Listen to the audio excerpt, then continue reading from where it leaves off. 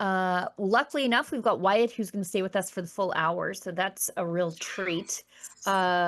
Let's go into this. I thought this one would be the Daily Cringe, but I found a Daily Cringe that we can talk about at the end of the show. I didn't get a chance to talk about it last week.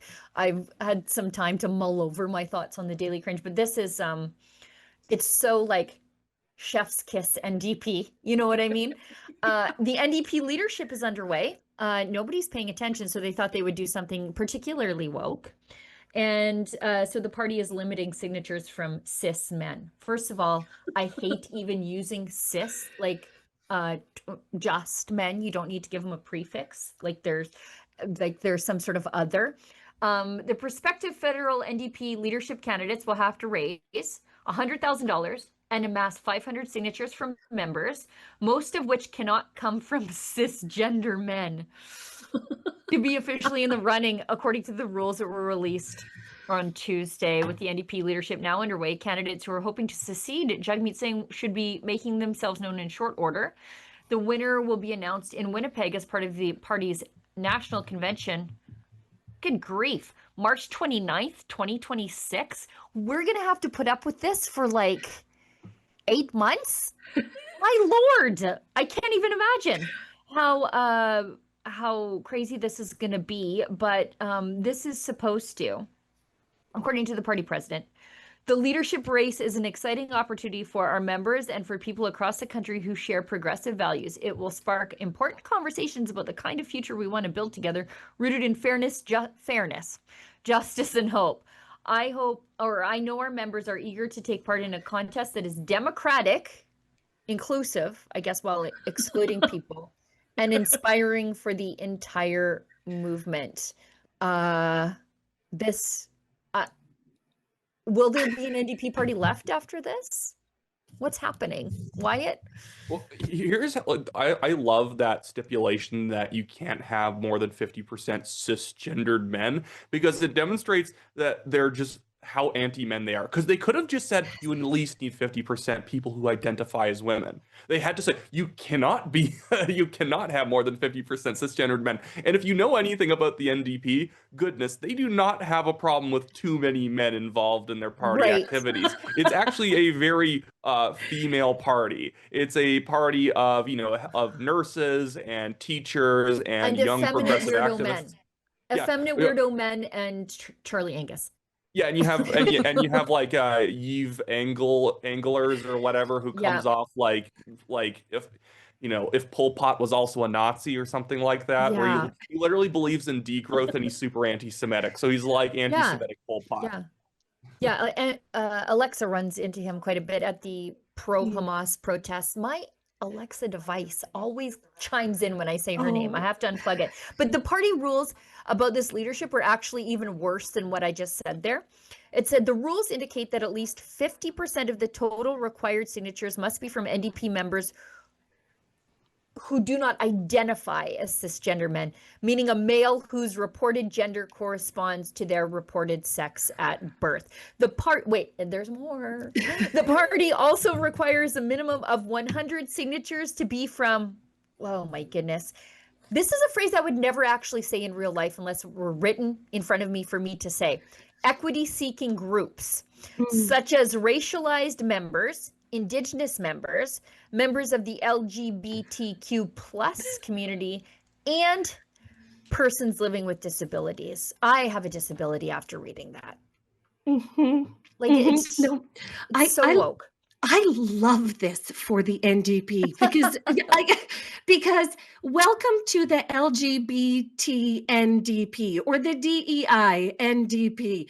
After the election, we have NDP operatives saying, right, so latching on to the identity politics absolutely decimated us. So what is the NDP going to do?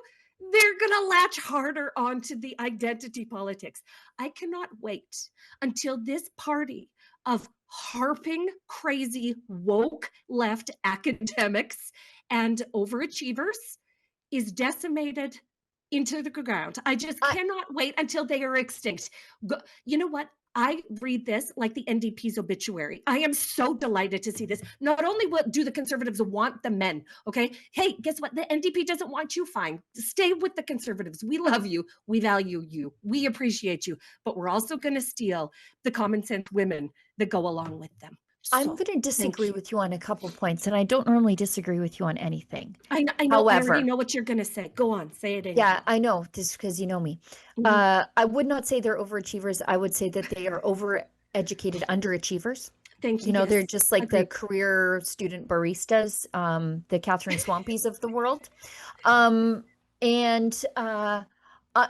I do not cheer for a decimated NDP. I cheer for a rehabilitated, Mm. more sensical NDP. The Thomas Mulcair NDP is what I cheer for. Why?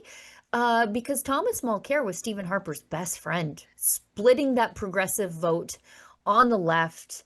But we're just going to see the left-wing vote coalesce around the Liberals, the crazier the NDP are.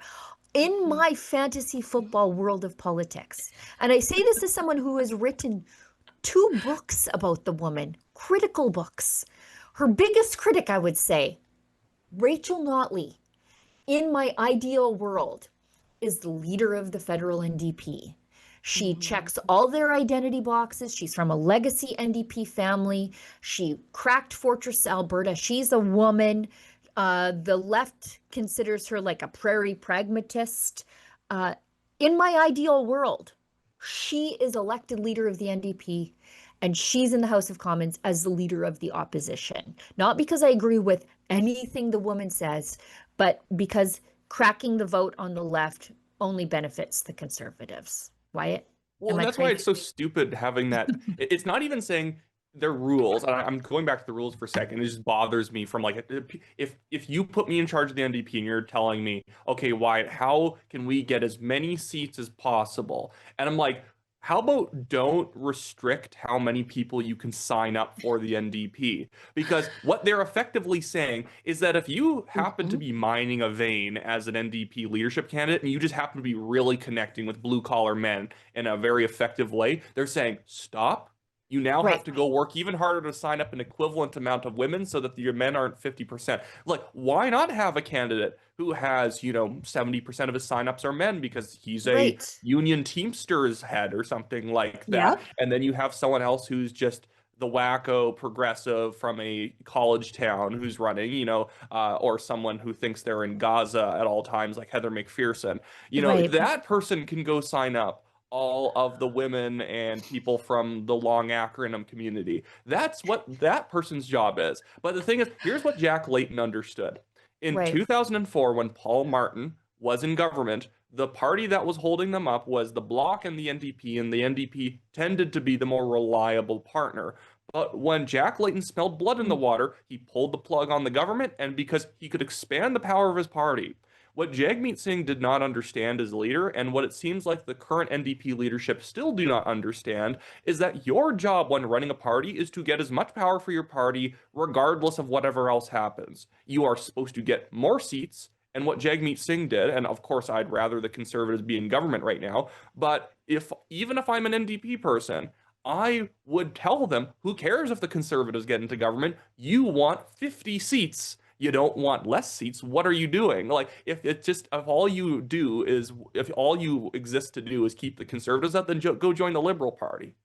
Wyatt, stop giving the NDP all the good ideas. They might listen to you. If I say it, it means they will do the opposite. So exactly. The more I talk about Rachel Notley leading the federal NDP, the less likely she is to do it, just to spite me.